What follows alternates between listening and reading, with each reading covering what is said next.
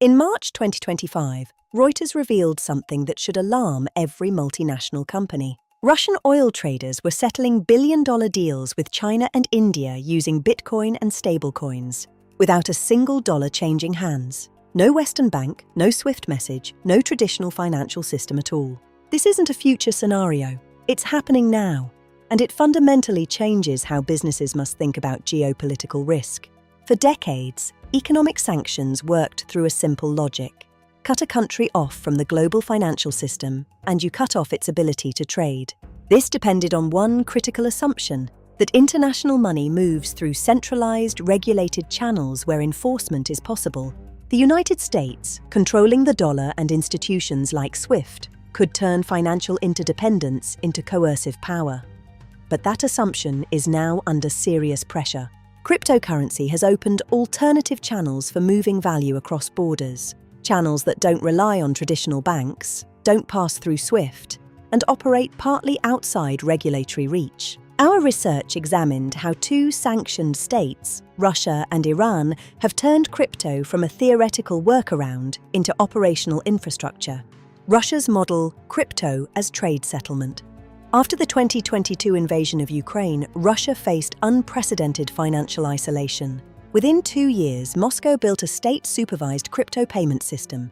They legalized mining and created an experimental legal regime for cross-border settlements. And they deployed a purpose-built stablecoin called A7A5 that processed $93 billion in under 12 months.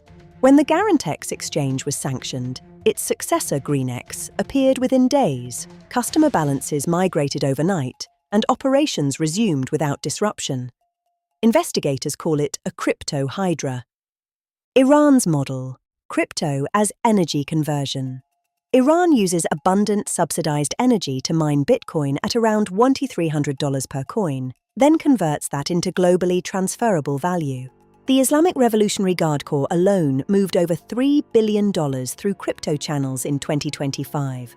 The central bank uses stablecoins, particularly USDT, to conduct cross-border payments, accumulate dollar-equivalent reserves, and intervene in currency markets, all without touching the US banking system. The critical insight: these aren't isolated workarounds. They're deliberate, state-backed infrastructures that users say they would retain even if sanctions were lifted.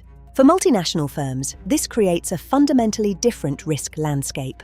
Sanctions exposure no longer comes primarily from direct dealings with listed entities. It now emerges through layered intermediary chains, alternative payment rails, and financial flows engineered to look legitimate at every individual step. Under US law, liability is strict. Intent doesn't matter. A commodity trader who unknowingly touches a crypto-funded chain faces the same legal consequences as deliberate evasion. Consider the exposure points. In energy trading, the middlemen in crypto oil chains often deal with legitimate Western counterparts simultaneously. One wrong link exposes the entire transaction.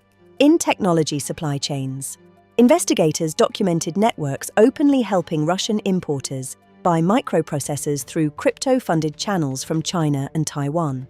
In banking and payments, shadow networks exploit compliance gaps at major international banks, using verified accounts and shell structures to bypass due diligence.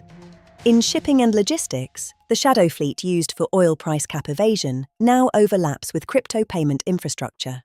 The common thread: each step is designed to look clean.